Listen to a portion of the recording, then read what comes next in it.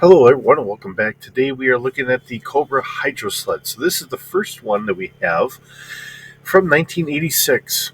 So this was sold in 86, 87, and unfortunately was discontinued in 1988. Uh, we don't have a lot here. It is a smaller vehicle. We do have some nice box art. So this was a smaller box. Um, Wonderful art here, just kind of showing two Cobra eels trying to infiltrate whatever coast. And of course, we see a nice back view of what the sled is. And here's some wonderful blueprints, which is where I was getting a lot of my information from, or at least enough to try and come up with what we have.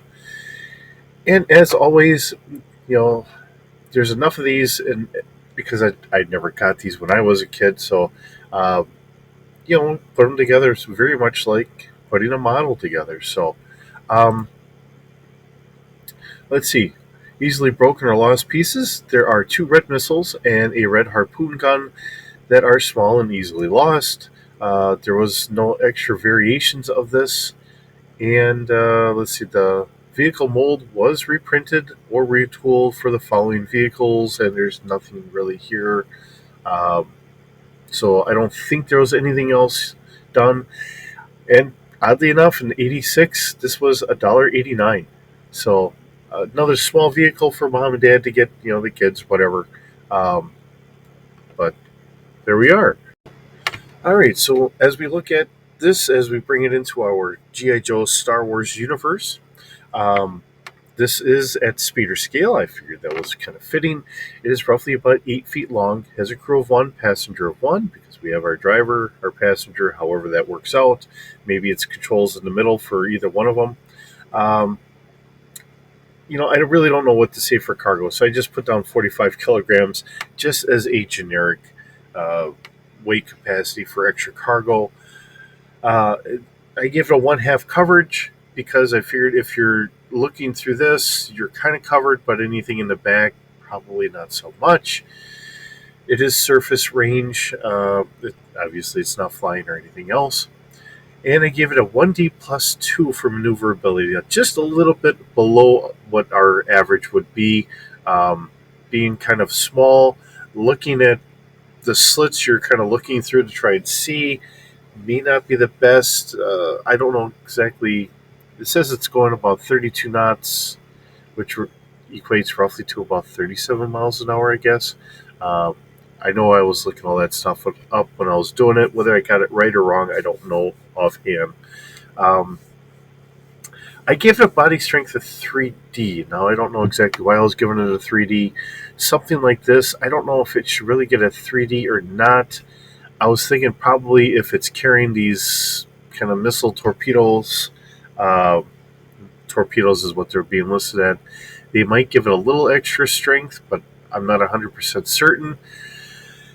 Um, you know what? I think what we're going to do is we're going to drop this down to a 2 because I think that might just, it's looking at it now. I don't know what I was thinking at the time, but looking at it now, I'm thinking, okay, this might be something that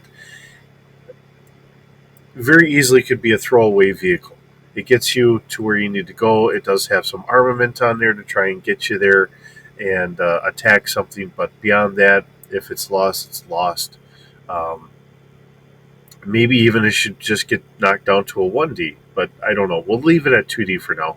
Let me know what you think in the comments on this later on. All right, so I give it a light auto blaster. Uh, there again, if this could possibly be a throwaway vehicle, it is whatever. Um, and I gave it a 3D for damage, a 1D for fire control. I don't really know how easy it's going to be to shoot this, and really it might just go more off of your own skill with weapons than anything else. But I gave it a 1D. So, likewise with the mini torpedoes, being at speeder scale compared to our auto blaster being at personnel scale, I give it a fire control of 1D and damage of 5D. So, um, looking at it in that regard, it's meant to kind of go up against other boats or whatever. Yeah, we'll make it somewhat deadly. Is it going to be easy to actually shoot and attack something? Probably not. So that's just kind of my rationale there, and going from that point.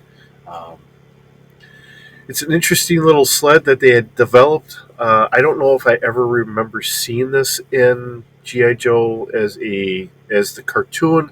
It very well may have been in the comic book series, but I honestly don't know offhand. So going from there, here we are. Interesting vehicle. Just a little two-man insertion vehicle. Kind of updating from the rubber raft that we had from 1985, uh, making it a little bit more futuristic. Is it really worth it, or whatever? I really don't know. Cobra seems to pop out of almost nowhere, and they cause mass chaos and that. So in that regard, I think it is very useful compared to the night landing, which is just the rubber raft with a small machine gun on there. Um, but you know, it is what it is. This is, like I said, this is our first vehicle that we have from the 1986 line, and here it is in our little GI Joe Star Wars Galaxy creation here. So, um, hope you enjoy this series. It's fun bringing this stuff to you as I had kind of created this for bringing GI Joe into the world, into my world of role playing, in the way that really seems to fit better for me. Now, I'm not saying that this is really, Renegade Studios has theirs. If you like it, like it. I will never say otherwise. It's just that the system seems clunky to me. Um, so I just decided, you know what, I'll throw it into something I know very well, and I do know this system pretty good. Um, so that's why I decided to do this. So hope you enjoy this series. I enjoy bringing it to you every day, or pretty much every day. I missed a day here and there, but we'll keep this going as long as we can. Hope you have a wonderful day. We'll see you in the next video.